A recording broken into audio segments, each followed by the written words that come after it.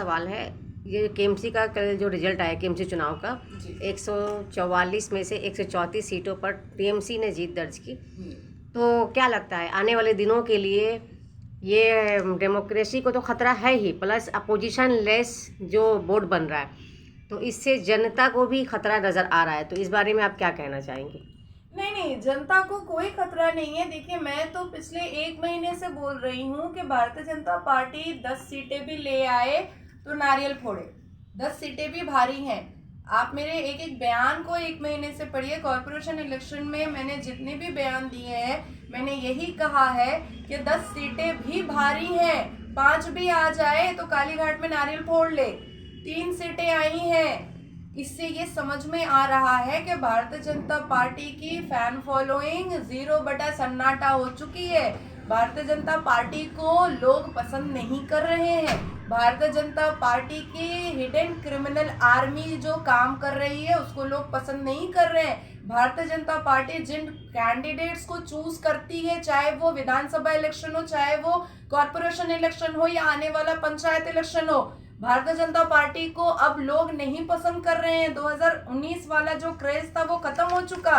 जो मेन 5-6 ठेकेदार बैठे हुए हैं कॉर्पोरेट हेस्टिंग ऑफिस में, वो कॉर्पोरेट हेस्टिंग ऑफिस है। ये जो यहाँ पर जो मुरलीधर स्ट्रीट में जो है, ये भी सिर्फ खाओ पकाओ वाली ऑफिस है। ये मोदी खाना अब बंद होगा। आप 6 महीने का टारगेट लीजिए, 6 महीने में जीरो होने वाला है। तो इसमें जनता को कोई टेंशन लेने की जरूरत नहीं है। देखिए, आज इस बार हम लोगों ने बहुत अच्छी चीज देखी है कि सिंबल तृणमूल कांग्रेस का हो या सिंबल भारतीय जनता पार्टी का हो, इस बार आदर्श जो निर्दलीय खड़े हुए हैं वो भी जीते हैं। आई थिंक 43 या 42 वार्ड में, 43 वार्ड में। तो आप ये सोचिए कि जनता को सिर्फ काम चाहिए।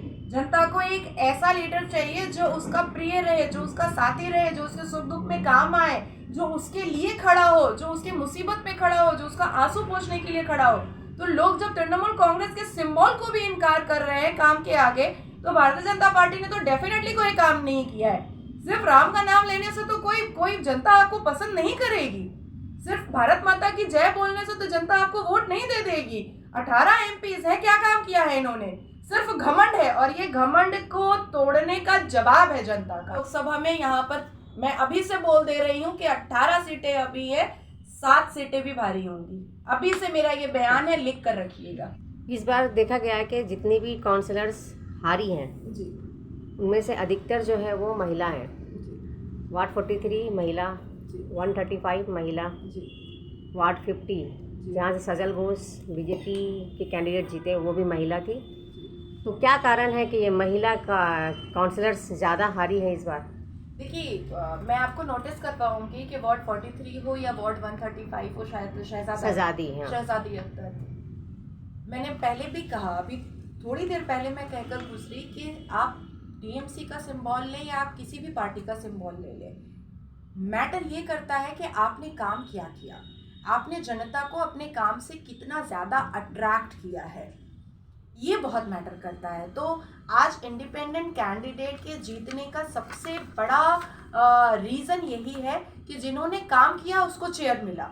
आज पश्चिम बंगाल की जनता ने ये बताया है कि जो काम करेगा वही मेरे नज़दीक होगा, जो काम नहीं करेगा वो मेरे नज़दीक नहीं होगा। तो आप लोगों के चैनल के थ्रू मैं श्रीमती ममता बनर्जी को ये कहना चाहूँगी कि उनकी सर्वे रिपोर्ट कहीं ना कहीं चूक कर रही है। वो जिस एमएलए को सर्वे रिपोर्ट के लिए देती हैं, उनका कहीं ना कहीं एक म्यूचुअल अंडरस्टैंडिंग होता है कि हम तुम्ही को टिकट देंगे, जो गलत हो रहा है।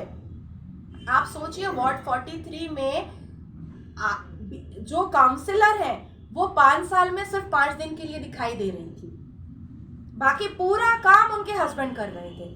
तो भाई थोड़ा सा सेल्फ रिस्पेक्ट बचाइए, अपना काम धाम संभालिए, अपना कारोबार संभालिए, अपना बिजनेस संभालिए। आपकी बीवी का चेयर है, बीवी को काम करने दीजिए। साथ साथ मैं ये कहना चाहूंगी कि जो भी एमपी या काउंसिल या एमएलए जो सर्वे रिपोर्ट निकालते हैं उसमें वो क्यों नहीं देखते हैं कि एक और नया आदमी भी बहुत अच्छा काम कर रहा है, क्यों ना इसको चांस दिया जाए। जनता बहुत होशियार हो गई है, जनता को बहुत अकल आ गई है। हर बच्चे के हाथ में एंड्रॉइड फोन है, उनको पता है कि गूगल क्या दिखाता है, लोग काम से अट्रैक्ट होते हैं, सिंबल से अट्रैक्ट नहीं होते हैं। तो श्रीमती ममता बनर्जी को अपना सर्वे रिपोर्ट सही से करना चाहिए, किसी भी वार्ड के, किसी भी कॉन्स्टिट्यूएंसी के एमएलए पर निर्भर नहीं करके उसका लिस्ट नहीं बनाना चाहिए, किसी भी एमपी के ऊपर निर्भर करके एमएलए का लिस्ट नहीं बनाना चाहिए। अलग से एक सर्वे टीम बिठानी चाहिए जहां पर ये देखा जाए कि 5 साल किसने ज्यादा काम किया है, चेयर पर बैठकर लोगों ने ज्यादा काम किया है काउंसलर ने, या बिना चेयर के किसी सोशल वर्कर ने ज्यादा काम करके दिखाया। পেতে 9 জন সংখ্যালঘু মুখকে ক্যান্ডিডেট করেছিল, কিন্তু দেখা যাচ্ছে যে সংখ্যালঘু এলাকাগুলোতে বিজেপি একদমই ভোট পায়নি। কোথাও 500 ভোট পেয়েছে, কোথাও 400, 350 এরকম ভোট পেয়েছে। কেন এরকম অবস্থা কেন এখনো?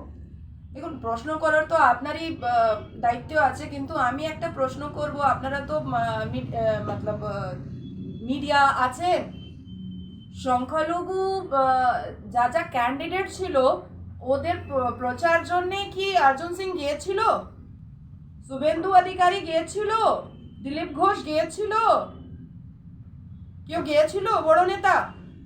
না, তোকে কি জন্য যাবে না। করা হয়েছিল? যাবে না।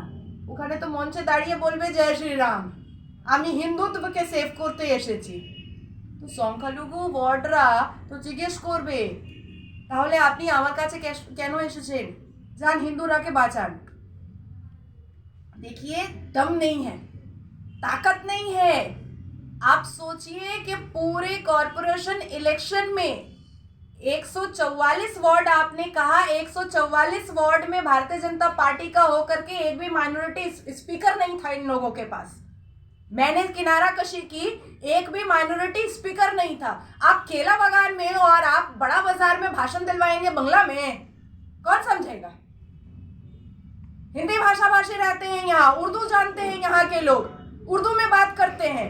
आप महफूजा को बुला करके आप भाषण दिलवाते हैं, वो रेशियो, यहाँ के लोग रेशियो नहीं समझते हैं, वो पढ़ी होंगी इकोनॉमिक्स, यहाँ के लोग इकोनॉमिक्स नहीं समझते हैं, यहाँ के लोग मोटी बात समझते हैं।